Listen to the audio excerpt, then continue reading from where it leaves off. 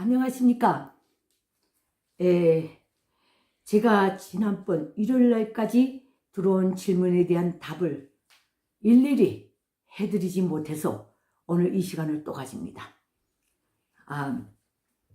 사실 우리 북한은 달력이 월, 화, 수, 목, 금, 토, 일, 월로부터 시작해서 일로 끝납니다. 일이 빨간 날입니다. 대한민국에 오니까 달력이 다르대요. 일, 빨간 날이 앞에 있고 월, 화, 수, 목, 금, 토 이렇게 되어 있습니다. 내가 여기서 좀 헷갈렸습니다. 나는 일요일까지 한 주로 봤고 대한민국 달력은 일요일부터 세 주의 시작으로 되어 있는 것 같다고 되어 있는 것 같아요. 내가 직관적으로 본 북한에서 가져온 그 관념에 따라 직관적으로 본 점을 이렇게 말씀드립니다. 그리고 질문이 한꺼번에 토, 일까지 무수히 올라와서 감사하고 또 감사하지만은 미처 답변을 드리지 못했습니다. 이 점에 대해서는 좀 널리 이해해 주십시오. 오늘 이제 이 시간에 제가 답변 드릴 질문은요. 어떤 분이 이런 질문을 올려주셨습니다. 남한주도 흡수 통일이 되어도 대한민국 국민들이 북한 동포를 어떻게 맞이해야 되는지 마음가짐과 물질적 준비에 대해서 의견이 있을 것 같은데 알려주세요. 멋진 질문입니다. 저는 대한민국에 온 날부터 하루 한시 한초도 빼놓지 않고 눈으로 보일 때는 북쪽을 쳐다보고 눈으로 보이지 않을 때는 마음속으로 북한을 바라봤습니다. 그렇게 살아왔습니다. 안 할 말로 미물 같은 여우도 죽을 때는 제 배꼽 묻은 데다 머리를 돌리고 죽는다고 했습니다.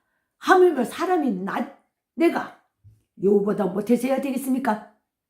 그래서 나는 자나깨나 북한을 자유해방하고 대한민국 주도의 북한 통일, 한반도 통일, 그날을 기원하면서 자나깨나 북한을 바라봤습니다.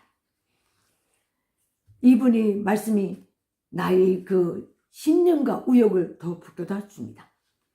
저는 이 문제에 대답하기에 앞서서 내가 일상생활에서 평상생활에서 나의 나름대로 신조로 좌명으로 삼은 결정한 그 말을 한마디 하려고 합니다. 몸은 오늘에 있지만 꿈은 미래에 두라. 그래야 전진한다. 이겁니다. 그래서 이분의 이 질문을 받는 순간 너무 행복했어요. 너무 열정이 넘칩니다. 얼마나 고마운 질문입니까? 자유화되는 날 북한 동포들을 어떻게 대한민국 국민이 맞이해야 되는지, 마음가짐은 어떻게 준비하고 물질적 문제는 어떻게 준비하는지 해야 하는지 이 문제에 대해서 물어오셨습니다. 다시 한번 감사합니다.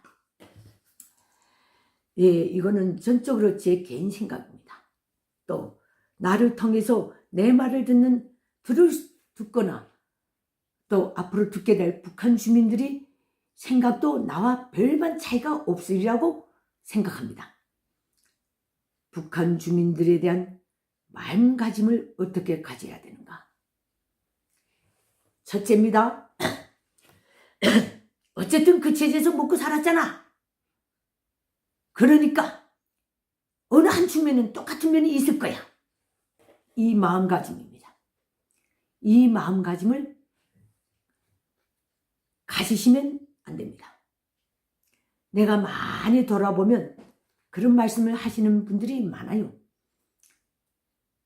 그렇게 저 정권이 살기 힘들고 밉고 정말 중고스러우면 폭동 일으켜서 제거해버리지. 왜 그러고 살아? 우리는 이렇게 했는데. 물론 옳습니다. 그거를 할 수 없는 북한 주민들이 저 처절한 굴레, 여기에 대해서 생각해 주셔야 합니다. 우리가 북한이 자유화돼서 대한민국 자유국민과 갓 자유화된 북한 주민이 만날 때 우리는 이런 인사를 먼저 해야 된다고 생각합니다. 절적으로 내 개인이 생각입니다. 얼마나 고생했는가. 네 스스로 선택하지 않은 땅에서 태어나 네 스스로 요구하지도 않은 굴레를 쓰고 사회주의요 뭐요 굴레를 쓰고 집단주의요 사적 소유의 전면금지요 세뇌요 조직화요 뒷가가면 잡혀가는 저 굴레를 쓰고 너 얼마나 마음을 조이며 살았니? 이제는 아무 걱정하지 말아라. 우리 대한민국이 있다. 너희 마음을 다 이해해 준다. 내가 선택하지 않은 산, 내가 마음속으로 선출하지도 않은 어쩌면 속으로 증오했을 수도 있는 저 김일성 족속과 기득권의 밑에서 내가 얼마나 고생했니? 너만 고생했니? 아버지, 어머니, 자식까지 다 고생하지 않았니? 그거 다 지워라. 이런 마음을 품어줬으면 좋겠습니다. 그게 북한과 저 북한 속에서 북한에서 살아온 북한 주민들과 자유대한민국에서 대통령을 욕해도 잡혀가지 않고 청와대 앞에서 시위해도 잡아가지 않는 대한민국에서 살아온 분들이 제일 먼저 열어줘야 될 마음이라고 생각합니다. 두 번째 마음은 뭐라고 생각했는가 하면요. 아직 너 잘 모를 거야.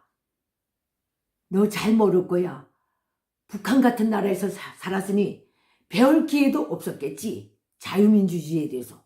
자유민주주의가 굴러가는 자유민주주의 목적이 어디 있고 자유민주주의 그 목적을 향해 가는 방법이 어디 있고 그 속에서 우리 개개인이 앞으로 잘 살아나가기 위한 그 길이 어디 있고 너는 모를 수밖에 없어.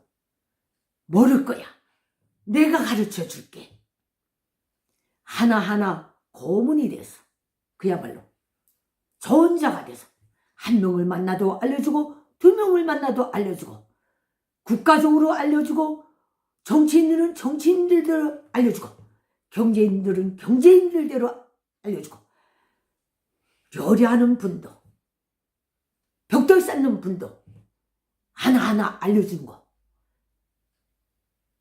그것이 대한민국 국민이 불쌍하고 또 불쌍한 삶을 살아온 북한 주민들을 향해서 마음을 열 때 가져야 될 마음가짐이라고 생각합니다.